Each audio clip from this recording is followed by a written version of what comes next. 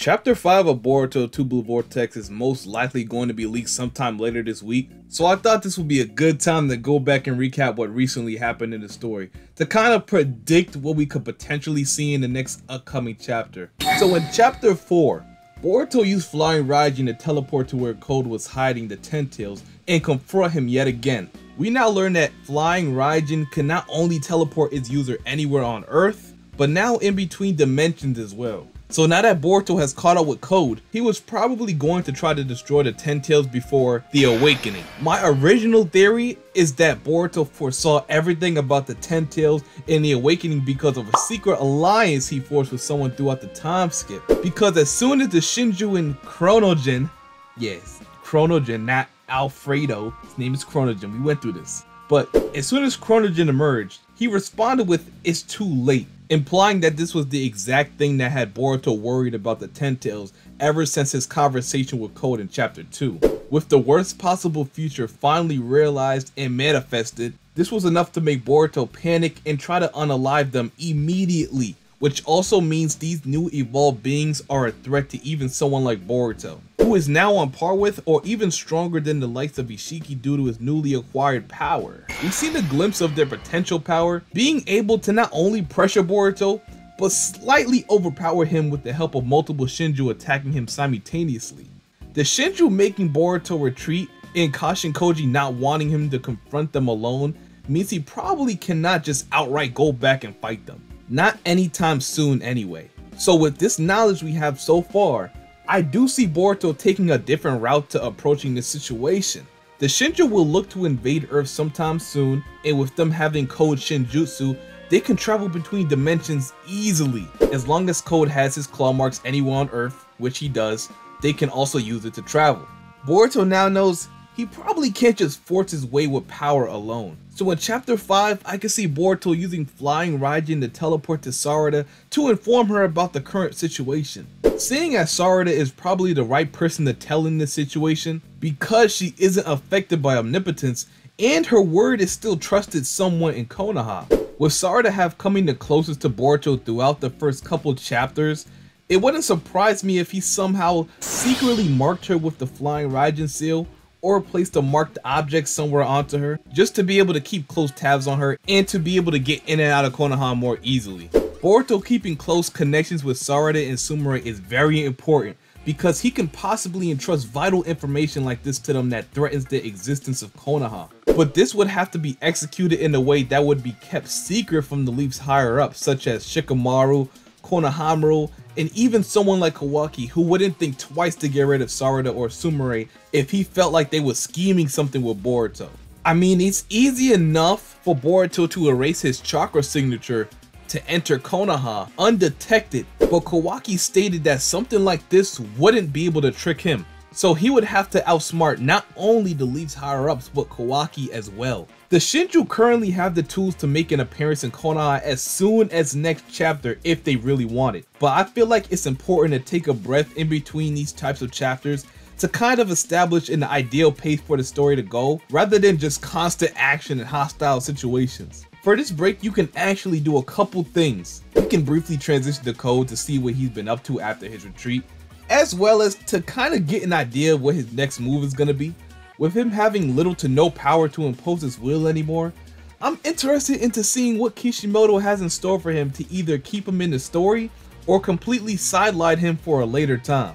If the Shinju do end up attacking in the next chapter, I think it's a really high possibility that Sarada comes into contact with Jubisuke.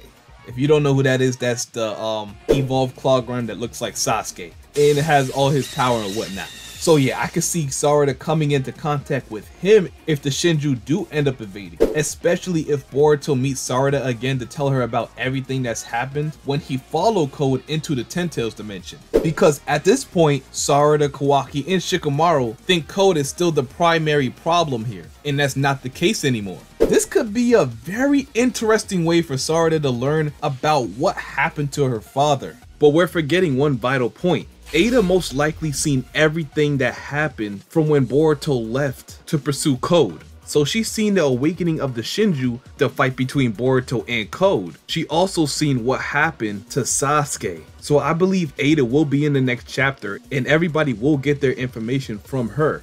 I also think we will learn Kashin Koji's true role in the story following this upcoming chapter as well. There is a few things to learn about him, like, oh, what does he know about the situation? And what is his current situation with Amato? And does Amato even know about this alliance? I think Amato does know about it though. But whether him and Koji is affected by omnipotence is still up in the air. He could also have some impactful information that could foreshadow future events or plans they could possibly execute in the future. Another thing I would like to possibly see is Boruto going to see someone like Orochimaru for assistance. This is a good opportunity to bring a well-known character back into the story. And with Kashin Koji most likely having memories of Orochimaru from Jiraiya's past, this makes the reunion between Jiraiya and Orochimaru all the more likely to happen.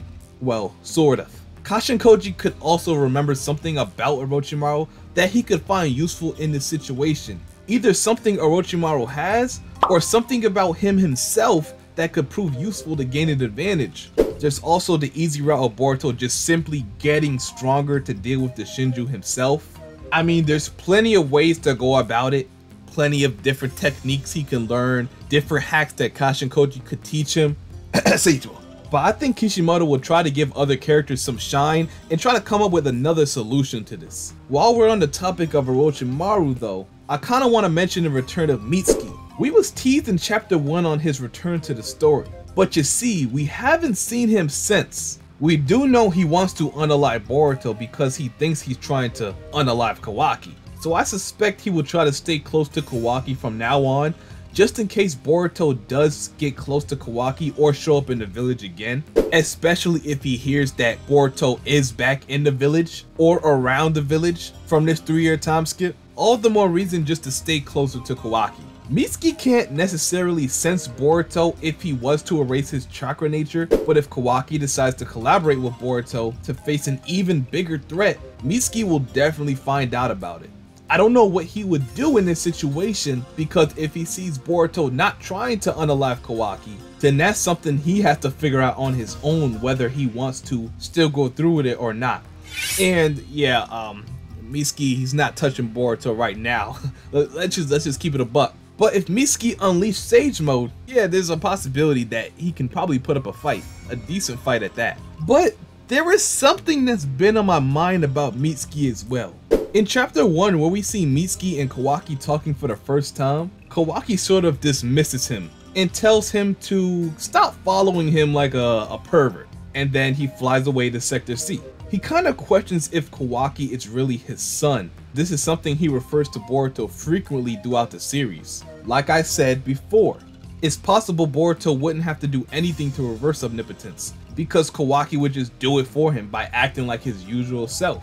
He can't redo the memories of everyone, but he can raise suspicion that could potentially cause people to start questioning their thoughts, as we've seen with Sasuke and potentially Mitsuki. This could be a reason Mitsuki goes to someone like Orochimaru for advanced testing to answer the questions he seeks. We've known Orochimaru for years, and his obsession with forbidden ninjutsu and knowledge of prehistoric phenomena that outweigh human comprehension could finally come to be useful and play a key role into saving the shinobi world, other than further pushing it into peril. This could be a start for Orochimaru to redeem himself of his actions and uncover some key information on Shinjutsu as well. So no matter how you look at it, I see Boruto and Kashin Koji taking very careful steps to prepare themselves for their future bouts with the Shinju, and possibly someone like Kawaki for future purposes as well. With the Shinju awoken and the worst possible future finally realized, what are some possibilities you see happening in chapter 5?